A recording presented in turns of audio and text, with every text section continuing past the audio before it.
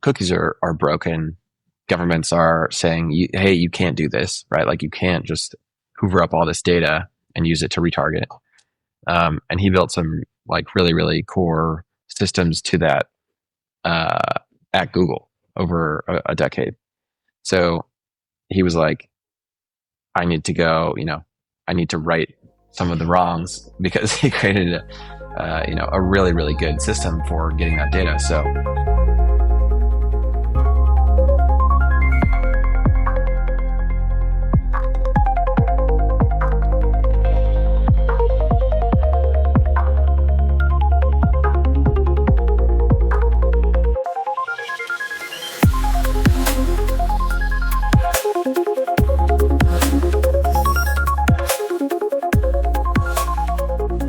GM, welcome back to another episode of the Behind the Screen with Gramajo, the podcast where we unravel the stories, insights, and secrets of top-tier artists, avid collectors, and innovative builders shaping the digital frontier, better known as Web3. I'm your host, Gramajo, an avid crypto enthusiast that's been in the space since 2012.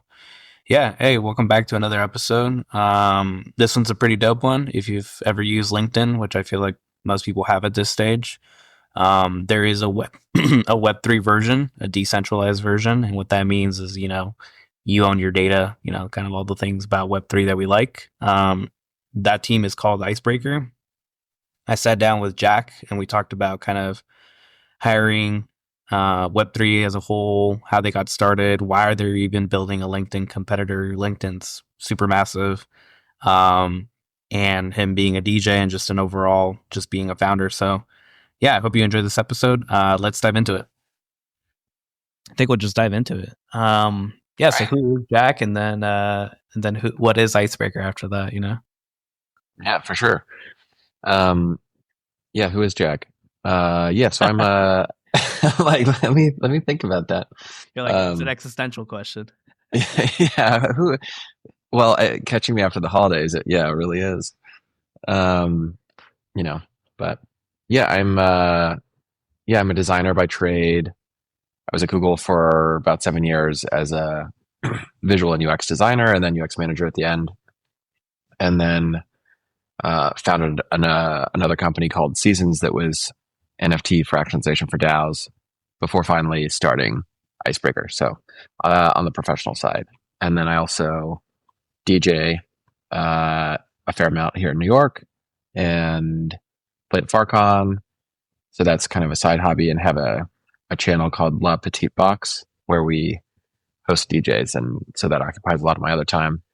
And I have a lovely wife and a little cat, so that's pretty good summary. Oh, born and raised in Denver, and now live in New York. So that's cool shit right there. Yeah. I didn't know I didn't know you DJ'd. Yeah. Almost over a decade now. But it was never, it was always a hobby and a fun thing for me. But kind of picked up steam. I got a studio in East Williamsburg here with a friend in 2019. And that was like kind of at the time it was kind of art and stuff, but we had DJ gear in there. And then I also had started a collective in San Francisco called Tall Boys, because everybody was 6'5" or taller, which was funny. So had started a collective out there, and then we moved. So it was kind of a reset, and then it was COVID. So it took a while for it to like get the momentum back. But this year's looking pretty strong for us. We're booked out with gigs in the studio until I think June now. So. Oh wow, that is taking some time then. Yeah. What kind of genre of music? It's definitely like an underground electronic focus. So a lot of house, techno, trance, breakbeats, some disco slides in there sometimes. But it only fits, like La Petite Box. It's called that. We had these French friends that were there, and they're like, "Oh, La Petite Box." They started calling it that, and then we just started calling it that, and that's how it got its name. And you can only fit, like 15 people comfortably, and even then that's a little tight. But sometimes gets absolute maximum is 30 people where you cannot move. But yeah, so we're trying to do kind of like, I don't know if you're familiar with like Horror Berlin. They basically have like, one DJ with decks, and then Boiler Room is, bigger stages, Yeah. party with DJ in the center. And we're kind of like a half step between those things. Oh, okay. I love that, man. That's my kind of vibe Yeah. too. Yeah. I'll have Nice. to check that out then when I'm in New York. Yeah. Yeah, definitely. Are you Absolutely. going to be doing something for FarCon or no? It has crossed my mind. Yeah, I feel obligated to do something. So we'll have to put it together. Yeah. I thought I saw like a cast or something of someone saying that they wanted to do. I don't know if that was you, but I feel like I follow a couple DJs. Yeah, Robin in Chicago, and Robin and Chicago, not Robin in Chicago. I organized the one last year in LA, and that was really fun. So maybe we'll do that again. There's a lot of talent there. I know like Gigamesh is on and around. I think Rack or RSC as well. Some bigger names. That's hilarious. Yeah. Yeah. Do you DJ also? A long time ago, but like not like how do I explain it? It was like when those like really small like players came out. They were like Track. I don't know if you remember them. I don't even know if that's yeah, like TRKT, I think is that's how you call it. But like they had one that you can just like connect to a laptop, and so like in college. I'm talking like 10 plus years ago. So yeah, I had one of those. No, dude, I started with one of those too. Are you like Tractor? Is it Tractor? Yeah, Tractor. Yeah, there you go. Yeah. I had one of those too, and right after I moved to SF, I got one. That was my first deck. Those things were pretty good too, actually. To be honest, they were solid. Yeah, like I was able to like upload some mixes to SoundCloud, and mostly it was like for me, I was like, I've always like it all started because like I was like, it'd be really cool if these two songs got like mashed together. Yeah, and I was like, how do I do that? And then nice. We just went down the rabbit hole and then came out with one of those, and then I still have it actually. It's like in the garage, but nice. Yeah, dust it off. And then I ended up making like mixes for myself, which was kind of fun.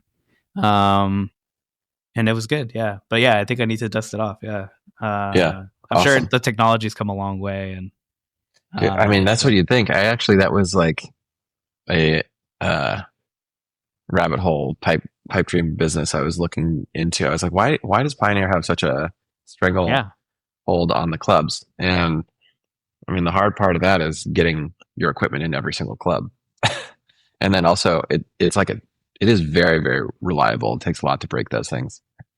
So I think between those two, but the software, dude, I'm like, software's so bad. Buddy moved to Pioneer, and that's what you got used to, and I think that's where I kind of was like starting to slow down. I was like, I don't want to like shell out. Like he had like 4 of them too, and a bunch of other stuff. Yeah, so it was like $5+ grand in gear, and I was like, yes, yeah. And back then, I think like this is like early 2010s. Just Bitcoin and crypto took over my mind, and I was like, I'm just gonna go down this rabbit hole and explore mining and home labs and all that versus like DJing and stuff like that. So yeah, sounds like it was probably a more profitable hobby than there's the other side. It ended up being a little bit profitable, yes. Although mining like back then was very different than it is now. Like now it's very like, like remote sites in Texas, cheapest electricity, like big machines and renting pools and all that, but to like even break even, back then it was a little bit, you could like solo mine essentially, and it just became more corporatized after that. That's awesome, man. I had no idea about you. So that's quite the pivot, I would say, from like your nightlife to your actual life to then building Icebreaker. So what is Icebreaker? Icebreaker is the open professional hyper network, and we've been saying where you meet exceptional people, and that is a little aspirational for us right now. And so we are really allow you to connect, verify, and recommend other professionals in your hyper network, which means across LinkedIn, Farcaster, and the Icebreaker network itself. So, yeah,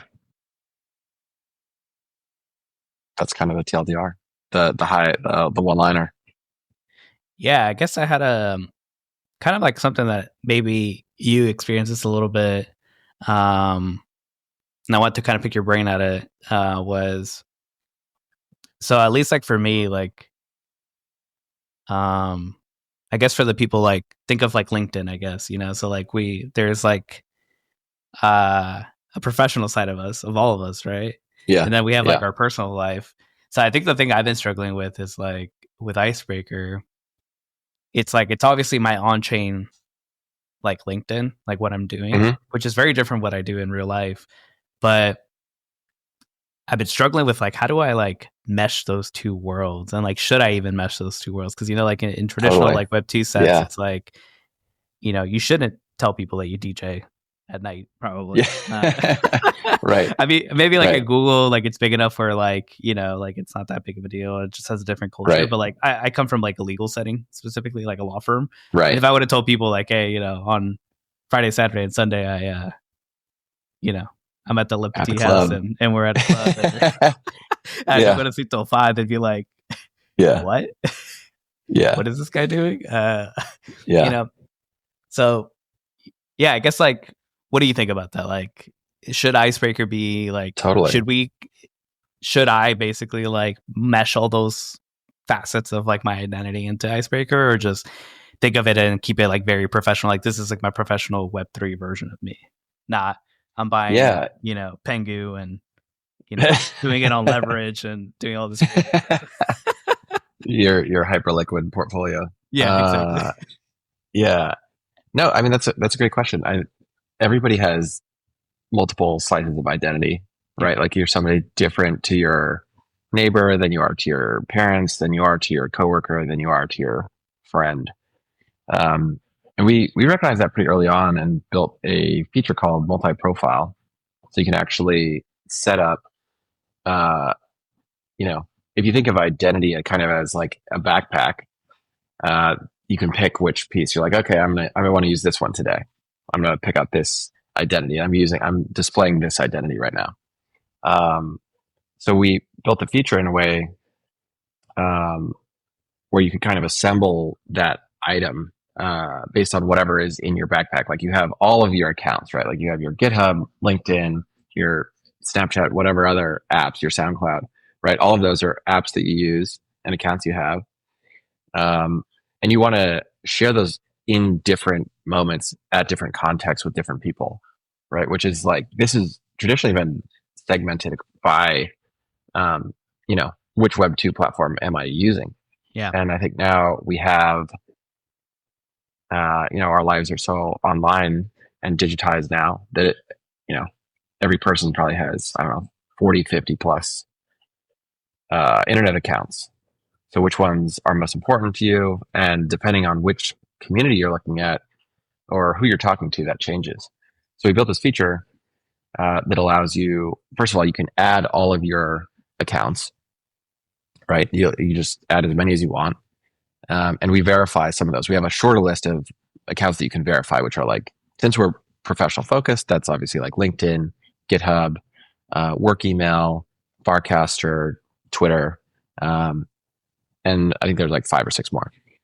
So you can verify those, and then you can also add any account you want as just a raw link, or a handful of others. I think probably about 60 other accounts that we will like render with the like the icon and everything. So if you set all those up, then you can put those into a profile, and you can have multiple of these under a single account. So I actually, in my Icebreaker, have my default main profile that is pretty tailored. I mean, I have a lot of stuff on there, but it's more, as co-founder of the company, I'm trying to show like, look, you can add all these different channels and you can have all these different things. And then I do have a DJ profile on there as well. So I could, and then I also have like a normal profile that is not scary things like OpenSea and wallets, but is email and telephone. right? And we have a mechanism that you can set a different one to primary. So if I know I'm going to an event that is going to be, let's say it's a Google alumni event, I will switch to that profile because I'm like, I don't want to be exchanging wallet information with these people. But I do want them to have my email, my phone, so they can contact me, whatever. So really that multi-profile feature allows you to pick the slice of identity you want to share in that moment. And you could do that either IRL with somebody with a QR code or with one of our NFC tags, or you can send that as a link digitally to anybody you want to connect with. Yeah. So to answer kind of a long answer to your question, we support whichever identity slice you want to show. Yeah, that makes sense. I saw that multi-profile aspect of it. And I guess I never went deep enough or didn't see an example of it. So I'll go check out yours to be like, okay. I've kind of I was going to say, I've come to just accept the fact that, like, what we did in Web 2, like, maybe didn't work, and like, maybe we should embrace all these things that people are. Like, to me, I think that's cool that you're a DJ and a co-founder. I think it makes me respect you a lot more, actually. So, like, thanks, man. Yeah. Well, that's that's contextual as well. I'm sure to somebody else they'd be like, "That's an anti-signal." Yeah, exactly. Yeah. Like if I was a VC, but I mean, you guys got VC funding, so I guess it wasn't that much of an anti-signal. So, right. I mean, I would let me tell you, it was not primary on my profile. That's not on my LinkedIn or my Twitter, and it's so I keep it mixed, but I do. To this point, last point on this, maybe we allow you to link your Spotify, and we added that pretty early, and kind of before even we were doing multi-profile stuff, and I was connecting with people. And they would always go, "Oh, you're Spotify," and they'd click on my Spotify, and then they'd be like, "Oh, wow, you're into techno, okay, all right, interesting." Yeah. Like, and you would learn something, and they would kind of, in meeting somebody in that moment, it was interesting that they would click Spotify and not LinkedIn or email or GitHub or these other, maybe less exciting or like less personal channels. So I think I don't know. I'm a proponent of showing up as yourself for the most part, if you can, because it makes you more relatable and people understand you a little better. Yeah, no, it's so funny that you bring that up because I ended up building like a website for myself, like a very simple thing, like a static website kind of thing, and it was really cool though. The whole premise of it that I wanted to build it for was essentially like I was trying to use APIs. So I was trying to learn how to like use Python a little bit better and stuff like that. That was actually the goal. So I had an about me section where it just had like a little bit about me, but then it actually had like what podcasts, what books, and what music I'm listening to. And each one of those was a different API point for a service that I was using. And I was trying to pull it and like show it off. And so it wouldn't be, because like one of the issues with static websites is like, the data becomes stale, and it's like, and I'm not like a developer, like in any sense, but so for me to update it, I was like, like it just took that one extra step or two where I was like, I wouldn't update it. So then it became really stale and I didn't like that. So I was like, let me work on this about me to make it so you could really get a snapshot of like, what did I listen to last week? Or what did I even watch TV wise like last week? So I use like a TV Showtime movie app to track like what I'm watching. This is a while back because now with a kid, it's a whole different story. But it was funny because same thing as you. Like I basically plugged in my Spotify and I was like in this weird. I was listening to like this person called Tamagotchi. I don't even remember what it's called, but basically it's like lo-fi kind of beats. Yeah, and someone that I would consider like a mentor, definitely a lot older than me. They're like, "Hey, I went to your website. I found this Tamagotchi person. I listened to it, and now I listen to it on a weekly basis. So thank you for that." And like, they stopped me in the middle of the hallway, like super randomly, and they were like, "Oh, I just want to say thanks for like, showing me to this like random dude, that's like awesome. indie SoundCloud musician guy." And they were just super stoked on it. And I was like, "Oh wow, like that actually worked. Like it did what I wanted it to do, which was show a small like real time feed of like what am I reading right now, like what podcast am I Right. listening to like very often or whatever, Right. and it was cool. Like I haven't done that for my current website that I'm doing now, but I think I do need to do that. And yeah, I could see why people use that. They would use that Spotify feature on Yeah. Icebreaker. Yeah. Yeah. It's not the easiest one to verify. I had to put in or no, I remember. I had to go like find my user number in there. That was a little challenging. I think now it's easier though. I think you just hit it and then it asks you in the app to verify.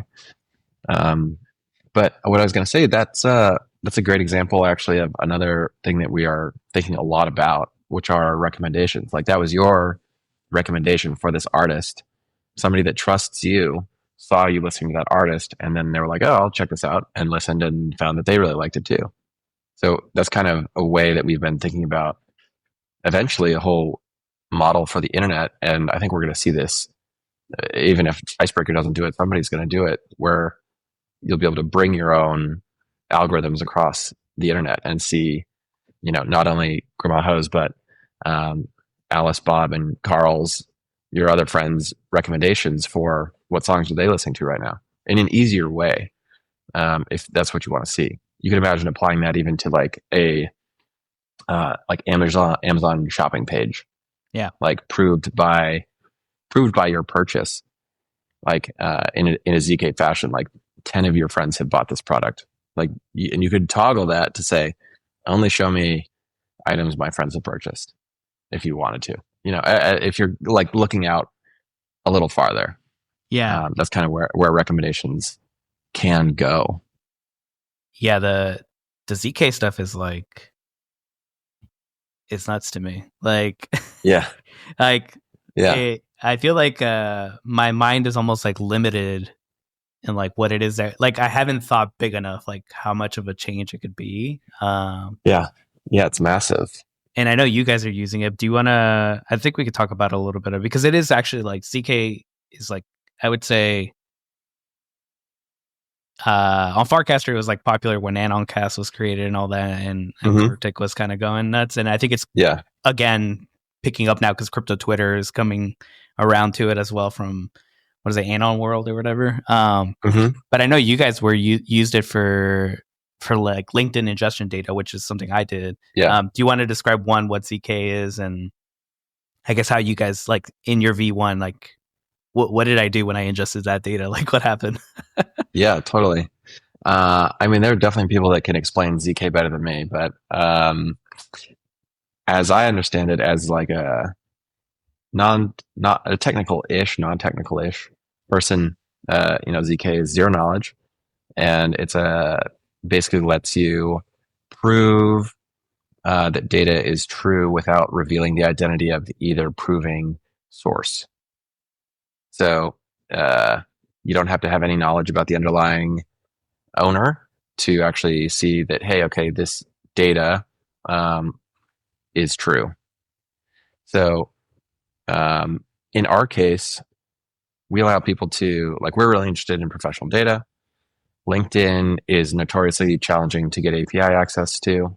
Their most valuable asset is the professional graph, right? Like that's what recruiters pay $1,000 a month for, the ability to comb through that with LinkedIn Recruiter. But our point of view is that is like, that's my professional network. Like I know those people, like we happen to be using LinkedIn, but that's because there's not, another great alternative. And it's unfortunate that we have to pay this toll to search it. Like I was literally today trying to go search my designer friend's connections to see which designers he knew. And I had to pay, like I'll have to pay either $20 a month for like the basic access. I'm not even sure if that gets me access to that search functionality. So we think that you should be able to do that across your own connections for either free or at least way cheaper. And so using ZK, we basically allow a user to, and Reclaim Protocol is the ZK provider we use. There's a few, but we're using Reclaim Protocol. So you basically open it up, you add your LinkedIn credentials, and when that data is sent back, Reclaim says, okay, here you go, Icebreaker. Here's the data that was returned from LinkedIn for this user. And that's when we say, hey, Gramaha, you have like 1,000 LinkedIn connections. So you've actually taken your graph and put it back outside into Icebreaker. And that's super, super exciting because now we can compute that ordinality. You can say, okay, these are all first degree connections with Gramaho. And since I'm connected to Gramaho on Icebreaker, and we're looking at a hypernetwork view, now I'm second degree to all of those LinkedIn people, right, that you have just imported. Or I might be first degree connection with them on LinkedIn as well. Like if I have also run my import, then we can deduplicate and say, oh, you guys share these people outside of LinkedIn's graph. And we're doing that in a privacy preserving way, where we're just pointing back to that person's LinkedIn profile, but we are able to reassemble that graph. So that's like super, super exciting to me. And it's definitely complex, but that's the first network we're doing it with, in addition to Farcaster. So we have the three networks in the hyper network right now. It's exciting. Yeah. It's exciting stuff. I mean, like kind of going back to the example with Amazon, like you can verify that you bought the actual product without actually knowing like the order number, the credit card that was used, where that person lives. Exactly. It's like, that's exactly right. Yeah. I feel like it's a very powerful thing. I forget what the app was, but like I know one thing that was kind of cracking me up was like to be able to prove that you bought GameStop before it took off, because that was like one of the things I had done, and I was like, dude, just let me plug in and let me get like some on-chain NFT say like, this dude bought it way before it took off. He was early. Yeah, exactly. Like that's what got me down the rabbit hole of ZKs, but it's nice to see it like being deployed like in real life now. And I'm sure there's like other deployments of it, and it's existed maybe for a while and stuff like that. It's all very technical stuff, like you said, and hard to work with from what I can see from Kartik or Sloke's implementation. Like it can be a little slow or stuff like that. But to me, it's like, it seems like the consumer facing version of it, not just like the nerdy, like, hey, I built a ZK app. Like it seems like the consumer aspect of it is now, like it's taking off essentially. So I'm happy to see that, and hopefully like reclaim some of like, I mean, like going back to like why we're in Web3. I mean, at least for me, like it's like taking power back from this data, like it just happens to be that you're using a Web2 app, but like your followers are your followers, or your friends are your friends, your professional connections are your professional connections. It shouldn't really matter what the platform is. And it's why I continue to use Farcaster. I believe in that messaging. Like the people I connect with online on chain are like, those are my connections, like I should be able to port that over into any app essentially. Exactly. Yeah, exactly. I mean, we're definitely like want that to be a social good for us. You're still there? I'm still here. Mike is just in the Okay. All right. Wasn't sure. I mean, we definitely want we're working on making that social graph accessible for developers, because I think there's a ton of stuff that can be built on top. And you already see this with Farcaster. We're one of the people using that graph, but there's a ton of others. And I think what they're doing with Frame V2, where now you have the concept of identity directly from within the app, and you can actually just log into a web app without ever even leaving Farcaster, is incredibly powerful. Similar to Telegram apps. And I was just talking with Tayeb, who's one of our founding engineers, about this, and how well Farcade has done it. Like they've done an excellent job with this kind of mini app distribution model across Farcaster, Telegram, and I think one other one. So, but yeah, I couldn't agree more with having the portability of our social graphs with us, and what that will enable in in this next decade. Agreed. Sorry if you hear my kid in the background. No worries. Kind of taking a little bit of a step back. Would you say that? I mean, it's kind of funny to me or ironic. I don't even know what the word is, but like, Google is kind of known for taking a lot more data or just taking a lot of data. Yeah. And, I think obviously they're taking great steps now to be more privacy preserving or whatever. But, for a while they were not known for that. I think they just took whatever they could. What does that influence kind of that experience that you had at Google? Does that influence some of the decisions that you're doing with Icebreaker or anything like that? Yeah, that's a good question. Yeah, I think so. My co-founder Dan was the one who approached me to create the company, and he was in advertising, like the ads shop. We were basically in the same org, shopping and ads. I was on the shopping side, he was on ads, and we didn't really meet until later on. But it definitely influenced his ideas and the original idea, which was basically to run ZK advertising, because he saw that cookies are broken. Yeah. Governments are saying, hey, you can't do this, right? Like you can't just hoover up all this data and use it to retarget.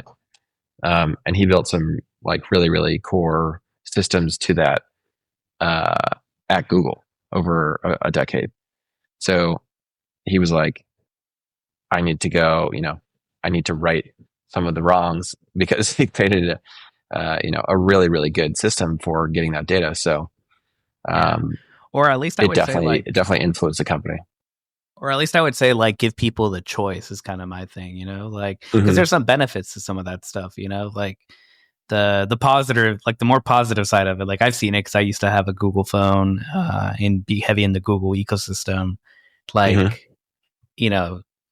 high school, early college, probably like until I got into Bitcoin and cryptocurrency as a whole. Like that's kind of when I shifted, but yeah, it's still a ton of convenience, like I remember Google like would be like, hey, it's going to take 15 minutes to go to your next appointment, because it knew like what was on my calendar. Like it could surface things at the right time and give you the right information. And it's like, hey, the bus is running late, so don't fret about like leaving the office a little like on time, like it's running 15 minutes late, like just stuff like that. I was like, man, that's crazy. Like I was like, I don't know how it can do that, but so there is some positives to it. But I feel like giving people the choice to opt in or opt out or share, so I mean, I think side, like they share like a good chunk of money, so that's good too. So I don't know, like there are some positives to it. I think the important piece and that like there's no,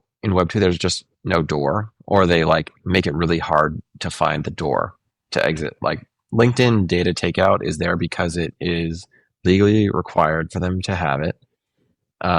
And they'll send that to you in 3 to 7 days, ? If you ask for it, right? Yeah. Which is like long enough. That's like annoying enough. If you're a developer, you're like, okay, the user's gone. Like like Kevin O'Connell had built a flow that was, or was it? I'm sorry, who was it? Joe. It was Joe, I think. Built a flow where you had to go run LinkedIn data takeout, and I was like, cool, I'm so excited. And I forgot to go upload the LinkedIn. Like I just never, I didn't go back.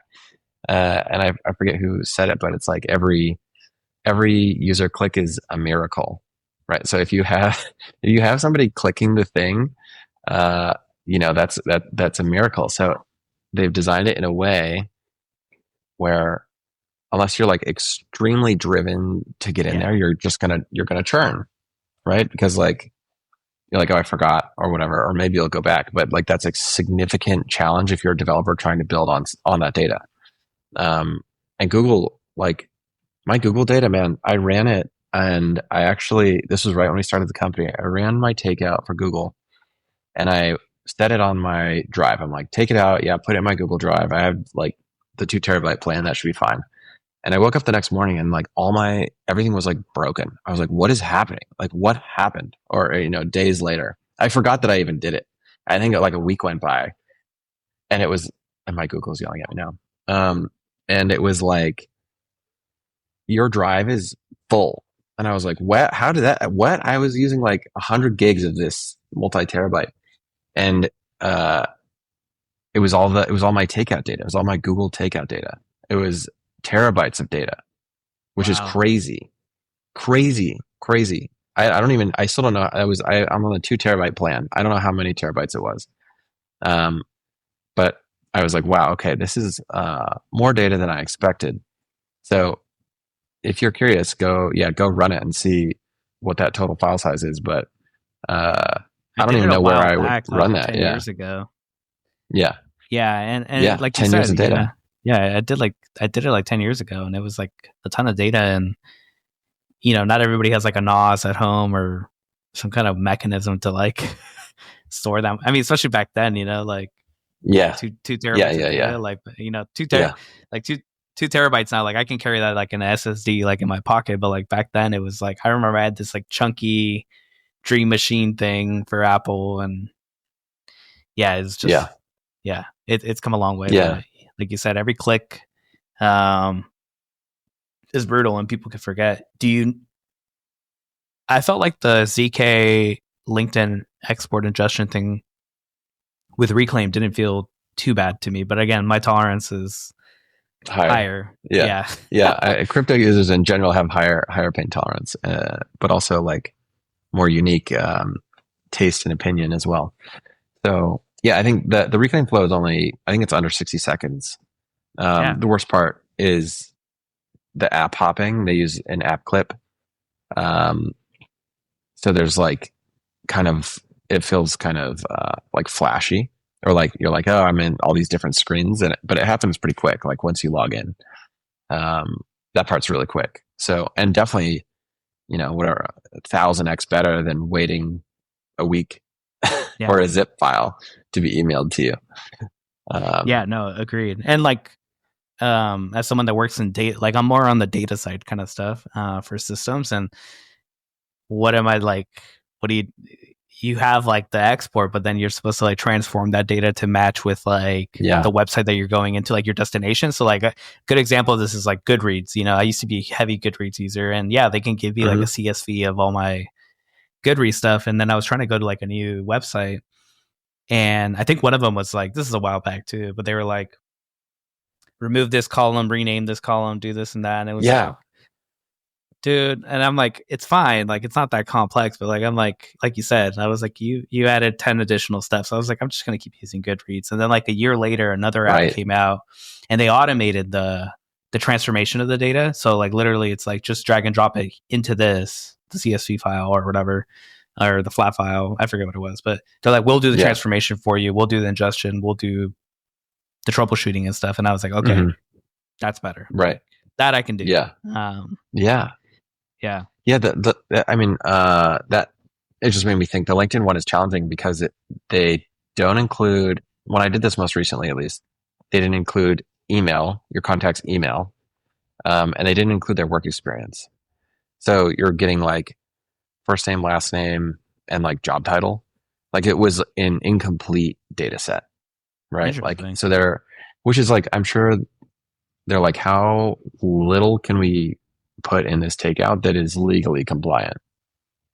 Like I'm sure that's a conversation, because they don't want that to be out there. And to be clear, there are data resellers that will sell that info. Like you can go buy that information. But that's, we want to focus on, the user having control and privacy of that data, their professional network, and their account.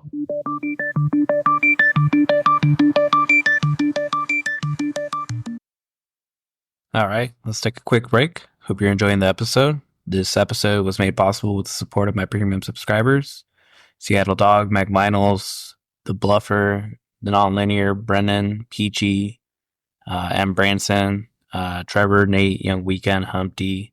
Yeah, thanks all for your support. If you'd like to receive exclusive drops, access to token gated content, make sure to subscribe to my hypersub. Make sure to join my Telegram as well to talk about all things my content, Area 51. Yeah, let's get back into it.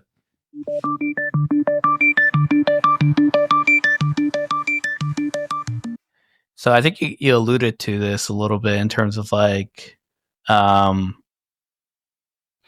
tension between like privacy and openness and the vision of Icebreaker. Are there have there been ideas? Because a lot of like I just had this example like literally before this call. Like I went on Solana, went up to Magic Eden, and it's like they want, you can have like a general account on Magic Eden, so it's just like your address, and it looks kind of janky. Everything's missing, like the bio's missing, and all that. And the cool thing that I've been enjoying about like Farcaster is like, download new app, connect Farcaster, and it's like my bio, my profile picture, obviously your followers, like that stuff gets like automatically it's like plug and play. It's like really cool. And again, it brings down that like that extra step of filling it in. But like, have you guys thought about, is there any ideas around that? Like,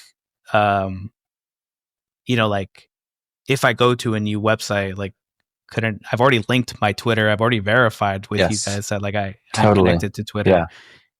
Is there like any ideas and I know that like it would have to be every single company that's out there, but like, is there any ways of making that easier? So like I could just like connect Icebreaker to Magic Eden and it just ingests like my PFP bio, my verified like Twitter, whatever other like socials that I've verified, just like, so that profile is more complete, assuming I want that, Totally. Yeah. There's, you can actually do this right now because we use Privy, and Privy added us as an identity sign-in method. So if you're a developer, you can add login with Icebreaker, and it will pull all those verified accounts. And that also, they can look at all the credentials. And we probably have 10 or so companies and developers using that. I think the one coming to mind is Answer Social by Patzol on Farcaster, which is like kind of like a Web2 friendly brand and account management tool for Farcaster. Yeah. So he ingests Icebreaker data and credentials. That's one I can think of off the top of my head. But to answer your question, yes, you can do that. We have not been promoting that super heavily. Because it's like we're really just focused on figuring out one core case, like what is the main problem, and that for us that's hiring, like finding quality candidates in Web3 through trust networks. That's our main focus right now. Got it. Okay, yeah, I was gonna ask like, what is kind of what is on top of mind for Icebreaker? So it's hiring. What makes hiring so hard? Like what makes job boards like it's funny because like some background, like I was listening to like a podcast about like developers in Japan, and this dude's like printing money like once you've like found the problem, have the solution, like you said, like recruiters they're down to pay, companies are down to pay. I think they're making a couple million. And obviously that's a very niche thing, like developers, like software developers in Japan, it's like a very niche thing. But yeah, like what makes hiring difficult? What makes it, like why are you guys focused on that? Yeah, we came down. I mean, we originally started at the very beginning, we started with CK ads. We're like, okay, you can't just pay people to see ads in ZK. Like they just don't like. High value people who have valuable data are uninterested in watching low value ads, right? And they won't do that. So then we basically ran 16 prototypes, identified a bunch of problems. Really, we were initially started with, it's really hard to connect IRL, and did a bunch of work there. And basically just over all this time, came to the conclusion that professionals are the right group of users because they uh, are highly motivated to get a job, and hiring managers are highly motivated to find somebody to hire. So that's a good problem.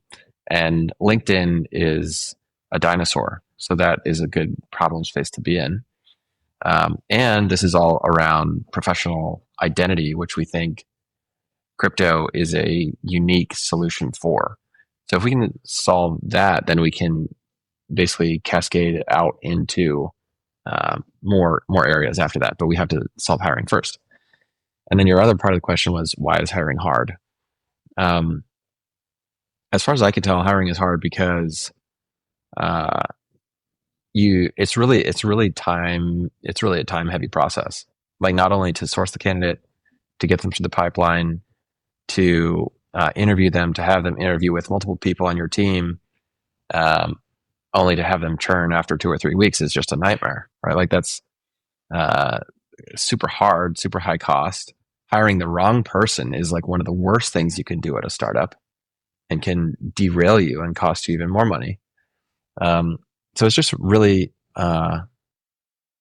strenuous thing, but also incredibly important for the success of any team or business. Um, what we're really focused on is uh, the power of trust. And like, the best, when I was at Google, I heard a stat that 90% of people were referrals that were hired. Um, and we know that's true. Like, we know that that already works, and people do this all the time. You see it happening in Farcaster passively through people saying, "Oh, man, wish we had another dev," and somebody's like, "Oh, well, I'm actually looking for that." And that's just coincidental, just hanging out in Farcaster. Um, and I think we're focused in crypto because it has super weird dynamics for hiring, which are like, uh, you know, people meet on Farcaster, people meet on Twitter, people meet IRL at events. They all have weird animal PFPs or 8-bit PFPs. Like, the world doesn't look like it did when LinkedIn came around and started, and you had a bunch of Silicon Valley people that were, I suppose they were wearing t-shirts at that time, but, it just looked very, very different. So, that's why we're focused there. Oh, and the last piece is that I think that most people have no idea how to hire. Like, they don't. I mean, including myself. Like, coming out of Google had taught me how to hire for internal roles, but I was nestled inside of this massive process, and all I had to do was show up to 2 meetings and do the group meeting, do my interview, fill out my yes no, and I didn't really have to consider, like, well, how did this person even get into my lap? Now, when you're a startup founder, you're like, okay, where the hell do I do that? And that's really important. But so are all these other 8,000 things. But like, I really need to hire, but I haven't done that before. Like, Yeah. hey, friend, do you know somebody? And they're like, oh yeah, my cousin's great at that. And you're like, okay, cool. One meeting with a cousin, you're like, yeah, you seem cool. You're hired. You know what I mean? Like, it's, which is just word of mouth. But what I think a lot of people don't do is we put out a little tweet about this recently. We have like a pretty rigorous process, and a book that I recommend on this is called Who by Jeff Smart. And it's really, really, really good. And the very most important key nugget is this one question in the interview where you say, okay, I'd like you to tell me your last 5 managers and how they would rate you on a scale from 1 to 10. And you go through that. And by the time you go through your 5th manager and what they would rate you, you kind of have a pretty good idea about like who this person is, how they're, you learn a lot through that question.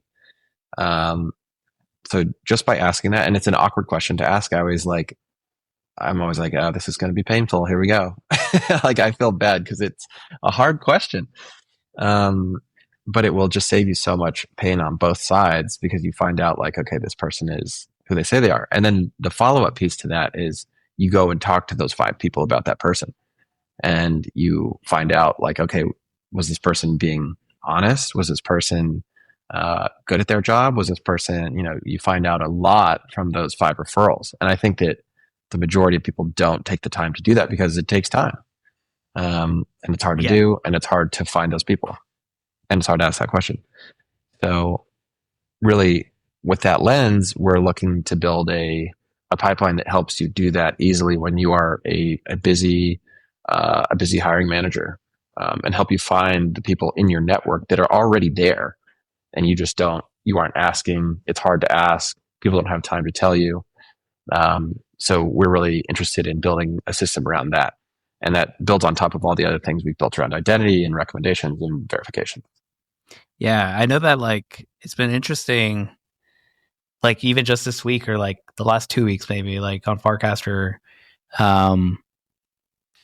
people stopping like their projects that they were working on, and then immediately like joining like another team. Yeah, and it's obvious or easy because you're like, look, this person, they're a good dev or they're a good person to work with because they've done X, Y, and Z. Yeah, it's like trust all on chain, and they can see it and all that. I also find it really cool that like for Dan's post, Dan's your other co-founder for people that aren't familiar, but it's interesting seeing like that paragraph piece about like attestations. Like I really like I like really enjoyed that article because it showed me like, again, going back to the data thing where he was like, I felt it like to my core, like instantly, where he was saying like, we could do the EAS, which is like the Ethereum attestation services thing, but it's like not proprietary, but it's like a certain format, which hasn't been like said that it's like the standard across the world, like it hasn't been accepted as the gold standard or whatever. So, keeping the data or the attestation as simple as like a cast, the benefits that it brought and all that, like I thought that was like really cool, like behind the scenes kind of look of some of the decisions you guys are making. Like it's really cool seeing you guys build it and how those recommendations come in. And I think I asked for the legal recommendation or legal skill. Maybe that was the skill. Which is funny because like nobody knows me for my legal skills in No, he asked me, he was like, does Gramajo do legal? And I was like, well, he said he did. I was like, I trust him. I know, it was super funny that I felt like at first I was like, damn, like this is weird because like nobody's ever seen me do any of this in real life, but I was like happy to be like, here's my LinkedIn, you can go look at it, like go check it out. That's what I figured a little bit. I was like, all right, like if someone wants to like verify, like the Icebreaker has my LinkedIn profile, I'm pretty sure it's connected. They can go on there and do that. But yeah, it's funny in that regard.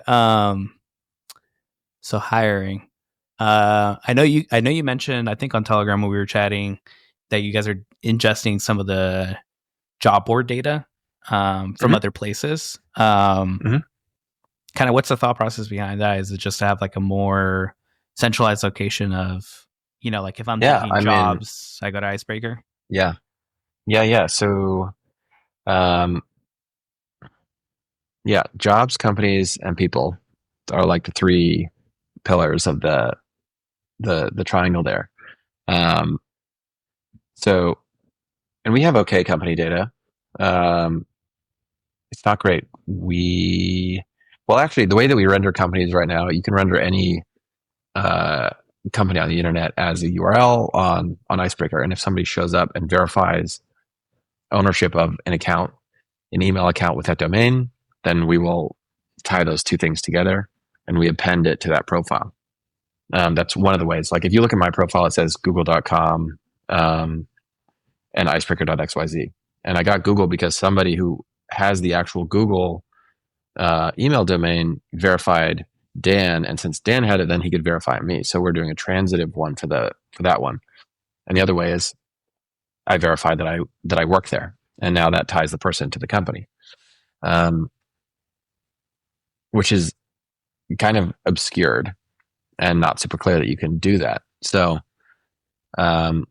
with this lens of, in the hiring scenario, there's a hiring manager, there's candidates, and then there's kind of like passive network participants who are, a hiring manager asks their friend, hey, do you know any designers?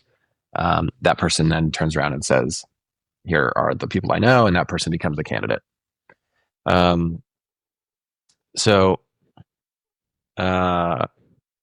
we needed basically a way, like we're still grinding at this right now, where how do we tie the hiring manager to the company without, if they're not going to come to Icebreaker and verify their domain, or how do we make that, so we can either make that easier, or we can just go look at companies.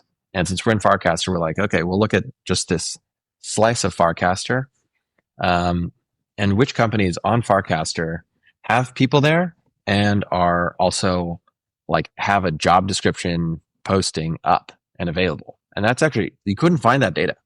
It's like, Yeah. I'm like, oh my God, like this is like, I can't find this. This doesn't exist. And Ben Ursing kind of had a list, but not with like the job angle. So that's when we started the Farcaster company directory. And we said, hey, everybody, submit, if you're working on something on Farcaster, submit it in this Ponder survey, and we're going to aggregate it. So we did that. We got all those. And then we also manually went through all of Icebreaker, combed out all of those companies and people. And that basically came out into a spreadsheet. And then we went and built a job board based on those companies. So now you can actually look at, if you go to jobs.icebreaker.xyz, we haven't really talked about this, but we aggregated a board together of all of those companies that have open roles. So now the next piece is for us to tie people to those roles, either actively by them like logging in and verifying their domain ownership, or by us saying, hey, we know, like, since we are a trusted entity, right? So you can see that these are a bunch of, like, all of these have people who are on Farcaster. So this was a great place to start. Now as I'm going down, what I've spent this week on actually is now across this company list, which ones do I have a first degree connection at? Which ones do I have a second degree connection at? And then I'm running basically referral experiments to say, can I reach through my extended network to find somebody that's a great candidate for this company? Because it's in a trusted like referral chain. So that's where my head has been at. Yeah, it kind of reminds me of so like, in Web2 companies, like you have referral programs, like it's common, and different companies do it very differently. And it's funny, like to me, at least funny to me in the sense that like when I first heard of Bountycaster, I didn't really think that I would use it, because I was like, well, what would I use a bounty for? Like I'm used to bounties like from like a dev sense of like, hey, $10,000 bounty, like do an audit of our code, like if you find like an issue, like I'm used to kind of like that perspective of it. And I come from like a DevOps. I used to work at a DevOps company. That's where I got started, like startup wise, here in the Valley. And so that's what I'm used to for bounties. So like for me personally, like as a content creator, just regular shithead like on the internet, I was like, what would I use a bounty for? And then like when I started seeing people using it for like, hey, give me names for an artist, or I'll put up a bounty for like 10,000 degen, whatever, and anyone can submit, you pick, like my mind kind of got opened up to like, whoa, like there's a lot of cool stuff you could do essentially on chain, which is why I love this place. So I don't know if there's a formal referral program for external users at companies. Like I don't think I've been exposed to that before. Like it's usually like my old hiring managers like, hey, do you know someone for this role? I tell them, but I don't get like a cut. Dude, exactly. This is exactly it. I'm like, I'm like actively annoyed about this, because this happens to me all the time. Because and I'm like, what you just said, it sounds kind of like we could go down that path of like, and it's funny because like I'm interviewing, I keep saying it's funny. I need a better adjective, but like it's, that's on me. I got a 2025. We're going to step it up. But I'm talking to the union finance um, team and co-founder or founder, I believe, for. And I'm not going to talk too much about it. We're talking about you guys, but like essentially, it's like an on-chain credit union, and it's like you got skin in the game of like, hey, it's funny because I've done this too, and this is actually funny in the sense of like actually funny. One of my friends was like, hey, can you loan me like $1,000? I'm good for it. Like my money's stuck in Gemini for like 5 days, and Mm-hmm. it's doing its thing, and I'm like, and NFTs are popping off, and I want to buy this, and you know how it is with NFTs, and you're gonna buy it at that moment. Yeah, yeah, The yeah, floor is yeah, going, blah blah blah. So I was like, yeah, sure, dude, I'll shoot you 1K. And they did pay me back, and then sometimes they gave me like some interest, like very little, like gas. yeah, yeah. But I've done that a bunch of times, and with them, like they're trying to do the exact same thing, but just like formalize it a little bit more. And so, like obviously, if they like don't pay back, then like your social credit score, or I don't know, it starts getting a Right, little like Black right, Mirror episode ish, but right, right, it right, all makes right. sense in my head. But I would expect the same too. Like if you were like, hey Juan, I need an attorney for a Web3 company startup, this is where we're at, and I give you a name, like, hey, like I know a freaking killer. Like same how we have crack devs. I'm Yeah, like, I know a killer attorney that I think would do well for you guys. yeah, I'm not expecting to get rich off that, but like a commemorative trophy saying like, hey, this person recommended this person, hmm, and they ended up being a good hire. Like that's cool to me. Like I feel like yeah, I would enjoy that. Obviously, there's like a kickback too. Like maybe like internal referrals is like $5,000. I think it's $5,000 at my current company. External yeah, referral was like a fifth of that, like 1,000 or whatever. yeah, yeah, yeah, Sky's the yeah. limit, man. No, yeah. I mean, a lot of recruiters. I don't know how familiar you are, but they'll take 20% salary of a successful hire. Yeah, I've heard of that. Yeah, so it's like it's a chunk of change. Um, so yeah, I'm interested in redistributing that across a referral chain, a trust chain.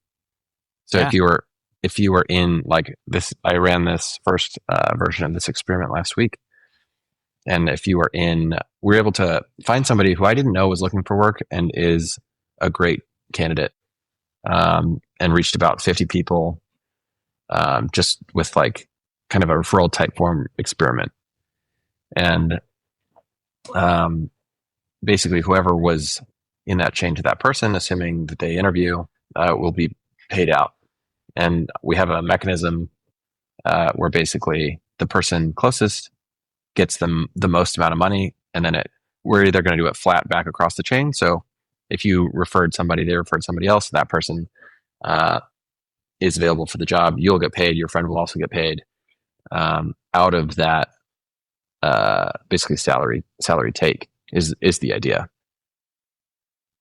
or out of that recruiter's fee. So, yeah, which is like that should be. I'm personally interested in doing that because like we're constantly referring people, and it's good for your own personal. There's like a social capital element to that where you're earning. So you basically earn social capital when you refer a good person to somebody. Um, but even sweeter would be to get 10K on top. yeah. Well, I think it also solves that problem of like, um, well, I personally do this with like my own referrals, but like I actually like someone will be like, hey, can you refer me to this job? And sometimes I'm like, like, Yeah, yeah, like yeah. You have to think about it, right? I'm not saying like they were like bad employees, but like, I'm just like, I don't really want to put my, like I had a Yeah, really you good got to put your relationship with stamp. that company. Like, I don't want to like do them wrong either. Mm-hmm. Um, so I do that sometimes. Or most of the time, to be quite honest. But I don't know how many people are Yeah. actually doing that, because I've like cold DM a couple people that are like second. I did this for Google actually when I interviewed there. Like Hmm. before I had a friend that worked there. It was a second degree connection, and I cold DM them, and they were down to refer me. I guess they were able to verify via LinkedIn, and with that other person, I think they kind of did their own homework too, but they referred me. Right. So I'm sure it does happen, but like I'm sure people just the incentive maybe Yeah. isn't, they're thinking of like, I'll get 5-10 grand no matter what, who cares? Right. Like it's like a lottery Yeah. almost, as opposed to like Yeah. if you have, I would say like an interesting metric around that would be like someone that's referred a lot of people and how high like they've placed Yes. that person. Like that would be an interesting Right. metric to be like, one, that person's well plugged in into whatever, and they're like a good facilitator Hmm. um, for on-chain activity and stuff like that. Like Yeah. Yeah. that'd be kind of cool. Exactly. Yeah. Yeah. There's a lot of nuance in the whole process. Like, what do you think of the company? What do you think of that candidate? Um, so my goal is to remove a lot of that for you and let you just um, add three people, either a candidate who would be a good fit or somebody who might know somebody who is a good fit. And that second step is actually the critical part of this chain. Um, because like most people don't know a full stack engineer dev who's available for work right now. So, and I was actually one of the hardest things in that first experiment, uh, because I'm like, I know that, like, I know you don't know anybody. And I'm saying, you can put anybody down. And people are like, oh, what? Okay. Okay. All right. I'll put them down. And then I would reach out to that next set of people and then I would have to explain that over. So, clarifying that component of this experiment that, I'm trying to walk these extended networks out, is the harder part to communicate a little bit. Yeah, I'm sure it's different for people. It's funny because like I'm thinking now about like when I first got started with Farcaster, people are like, I'm looking for a moderator, for like a Discord moderator or something, and I knew someone that had been doing that for like all of 2021, 2022. Mm, And they were killing it like as a moderator, and they needed someone specifically in California because most of the team was in APAC, I believe, or I see. they were somewhere else, maybe Central Europe. So they needed like just more coverage in a different place. Yeah. And they were like, do you know anyone? And I was like, yeah. And the person ended up getting, hired or whatever for whatever amount they were getting paid. But it felt good, Yeah. just recently I had someone else reach out to me on Telegram saying like, hey, do you know someone that can do this type of work? And I sent them over to Young Weekend, and Nice. I'm almost 100% sure he ended up helping them out in some shape, way, or form. I don't know if he got compensated. I would hope he did, but Yeah. yeah, like it's good because it makes it feel like, even if you're not the person that they're looking for, they trust you to like recommend someone from your network specifically Exactly. to go tackle Yeah. this. Exactly. Exactly. Yeah. Yeah. You're exactly right. I think, yeah, that kind of that nuance of, yeah, who do you trust to have a good recommendation? That's kind of the linchpin of that whole thing, is that you would recommend somebody that you would trust, or three people that you trust. And they can keep letting that fractalize out, basically. Yeah, that's cool, man. I like that you guys are working on it. That's a good problem to solve. Yeah. And Yeah. different too from like again, like I don't think I've experienced a Web2 company or LinkedIn facilitating like referral fees and like facilitating that, and that would differentiate you guys from other counterparts essentially Yeah. in the space. Yep. Yep. Let's see, what else do we have? Oh yeah, shout out to all the people listening. We got like about 25 people. Which is Oh, good. no way. Yeah. Mostly on Awesome. Twitter, a couple on YouTube. Yeah, and then for everyone listening to this after the fact, this will be a podcast episode, so we'll repackage it. You'll get a podcast out of this. You can always watch the video too on my YouTube channel. But all right, so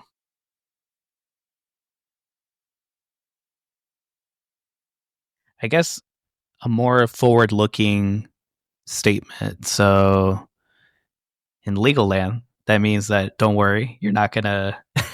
This is not a commitment to where Icebreaker is going to be. You don't have any investors, anyways. Like publicly traded company investors. So that's a legal joke for you. Yeah. What is I guess what is like past, because these things take time. LinkedIn took a long time to like get to Yeah. where it is now. I would say like for context, for some people, I guess I'm old or not old, whatever. But when I used LinkedIn back in 2010, no luck, no cigar.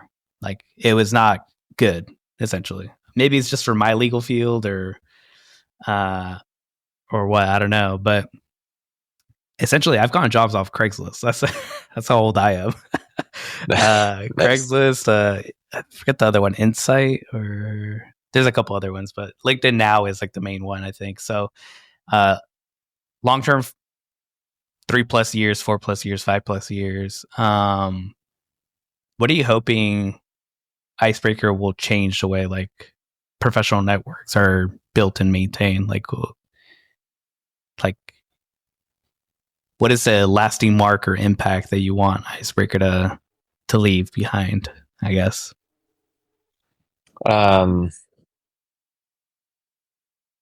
Yeah, I mean, lasting yeah, I mean, I hope that we can build a trust-based algorithm that you can bring with you anywhere on the internet for any sort of content. Like that would be a huge success for me.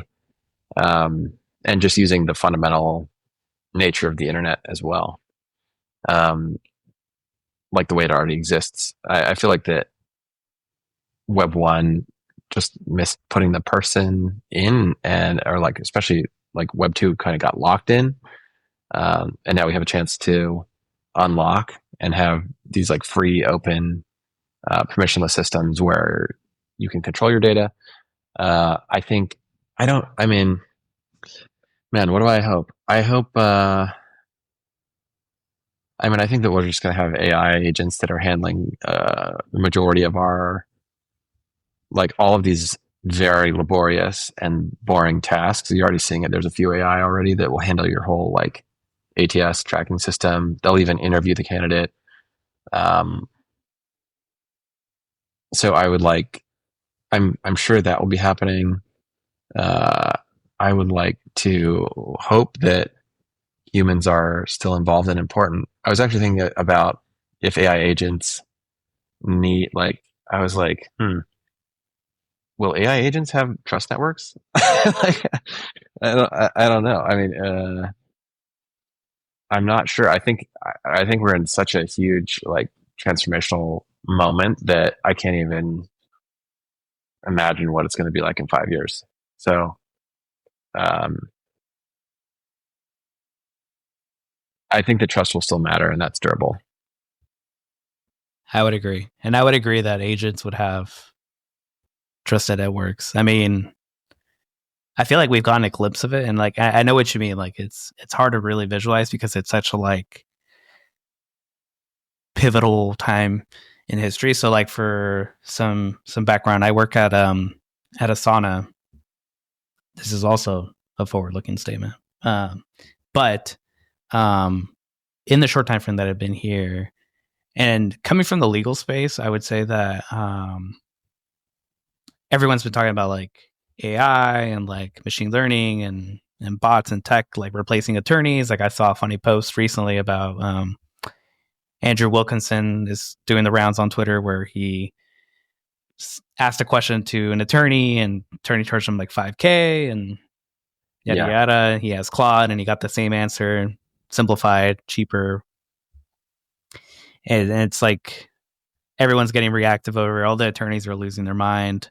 And all I can think about is like, why didn't Andrew just ask Claude first and then literally ask the attorney, like give him a memo saying like, this is what Claude said, verify this, yes, no. Because like, I mean, to me personally, like Claude's great. Love ChatGPT, love these models, but there's a lot of nuance on these like things. So Yeah. I wouldn't I wouldn't do anything that like an AI agent would tell me to do, like without double checking it. Just where we're at right now, they are getting better for sure. But I would say like going back to like my company personally is like we're like in the trenches of it. I would say in terms of like the changes that are happening and like I've slowly become like a believer of like what these things could do and how crazy it changes, like how quickly. And now I'm just like, yeah, like do we need humans? Like all those questions are coming up. I'm like, damn, these things are crazy. But long-winded way of saying like trusted agents, yeah, because I would say like even like in Farcaster, like we had what was it, Aether? Yeah, Aether. Ethernet Yeah. from the higher network. They had their bot. And we had like that bot to bot activity where it was like Aether talked to Clankerbot, and that was fun Yeah. to see. But basically, like, Yeah. you know, you would want to talk to some kind of trust. There would be some trusted, verified network of bots that you trust, you know. So, like, maybe for virtuals and for a couple of these other networks, you know, they automatically default to trusting any other virtuals bot that got created, Mhm. or A16Z one.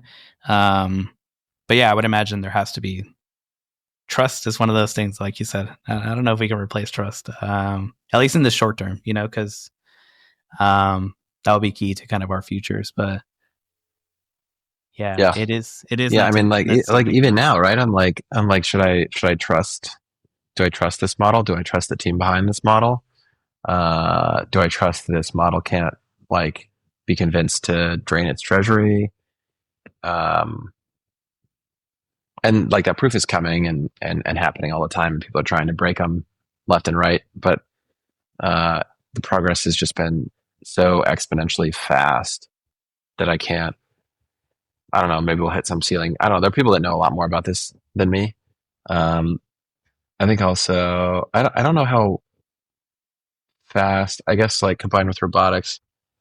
I don't know, man. July has this theory that he was making a bet that the majority of transactions will occur between machines on crypto rails within like 5 years. And I was like, huh? Like, dang, I had not considered that. And he was saying all the way down to like, like trucks and autonomous vehicles and this, that, and the other. Maybe, but we still have to trust those systems. I don't know. Crazy. It's crazy to think about. So Yeah, definitely. I know what you I mean. think actually here's a take. We will still interact in these in these digital spaces. We will still have to verify that we're human. I actually got asked the first time the other day if we could verify a bot was a bot. So that's going to happen too. So the verification aspects that we've already been thinking about for humans will also apply to bots.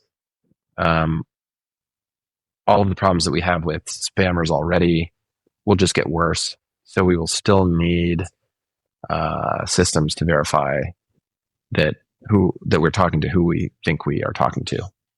So that's good that for honestly Icebreaker. makes sense to me. I mean, like, Yeah, I feel like in the DevOps space, like, and in the crypto space actually. So like, so I used to be like a previous like BTC maxi, and there's a lot of things that they teach you when you're first starting out that I think a lot of people nowadays kind of miss, because I know consumer crypto apps now are like, the whole point of it is to like abstract it away and like not even know that it's like you're using crypto. And I'm not fighting against that. Like I think we do need that. But there was some kind of nice parts about like putting in the work to learn about like some of these for principles sure. of like, how does a multi-sig work? Why would you use a multi-sig? There's just a lot you learn from back in those days that you had to learn. Yeah. And I think a lot of that gets forgotten a little bit nowadays. Yeah. And one of the things that I was taught, at least from a very early start, was like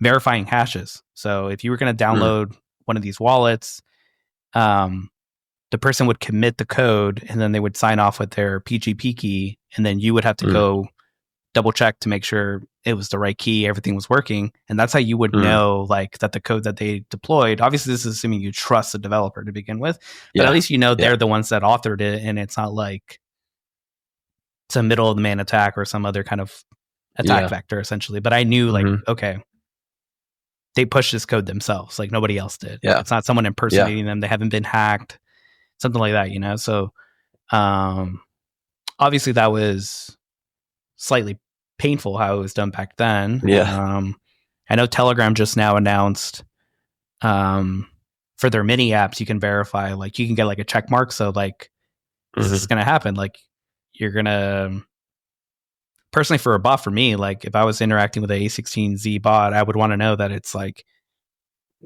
their code, it's like the majority of their code still, like the rails are still there. It's like verified, it's their code. Cause then I would feel inclined to interact with it, as opposed to like if it's like, Right. I don't know, like if it says like A16Z, but it's got like a honeypot next to it, and then it's like, why would I trust that bot, Because like copying the image, the name, we go back to the same problems we had in Web 2, where it's like they spoof the URL or they spoof the name to like, it's like Jack with an A versus 4, and it's like, yeah. And, yeah. We had somebody doing exactly that too. Actually, it was the first time that I had been subject of a impersonation scam where somebody had my face, my full name, and was messaging our engineer to send them USDT on Telegram. I was like, okay, this is where we are. I'm getting impersonated. I saw that one. I saw that online. Yeah, it's nuts. So yeah, I think we will see some trusted networks or some kind of way to verify that the bot we're talking to is a good bot. All right. So I've held you over for a little extra, but the hardest question of all. Just so you're aware, this is a question I've asked all 20 plus guests. It's a long story why, but what is your favorite snack? Favorite snack? Just to tell you, I said PB&J, but I've been corrected twice now, where someone said that's a sandwich. That's a sandwich. My favorite. That's really funny. Yeah. My favorite. I'm a PB&J enjoyer as well, but my favorite snack. I love tortilla chips and this artichoke spinach dip from Costco. It's so good. What you're talking about. The one that comes in like the bucket. It's the best. I'm like waiting to get tired of it and spend years. Addictive. So yeah, it's the best. Yeah, I didn't grow up in a household eating artichoke dip, but once I discovered that, I was like, yes, this. Order it again. Just bring it back. Yeah. Awesome. I love that one. That's a good one. Yes, I do enjoy that. Chips too as well, like chips and wok, chips and salsa, chips. Yes. Chips and just give me chips. Delicious. Yeah. Where should we send people? For either for you or for Icebreaker? Should we send them to sign up for Icebreaker.xyz? Yeah, Icebreaker.xyz to sign up. icbk.me/j4ck.eth. That's my profile. Yeah, that's where to start. Find me on Warpcast. All my links are on the Icebreaker, but Warpcast, same username. Catch me online. Thanks again. So I'll include those links so everybody can click on them.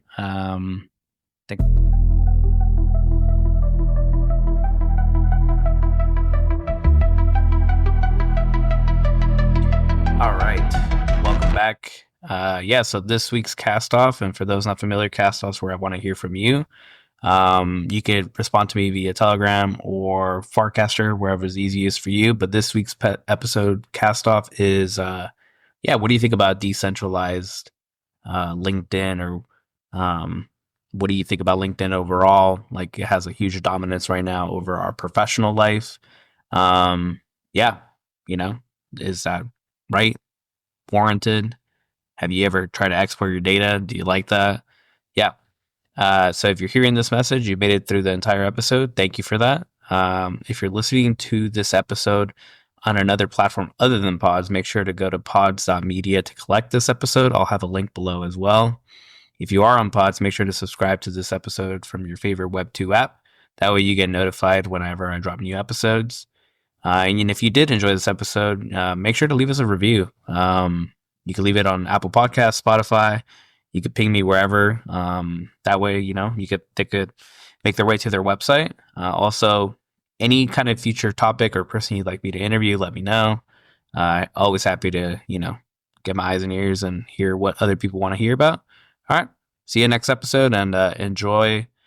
I hope you enjoyed the new music, actually. I ended up creating these new musics. They are collectible via Sound XYZ. Yeah, let me know what you think about the new music. All right. See you.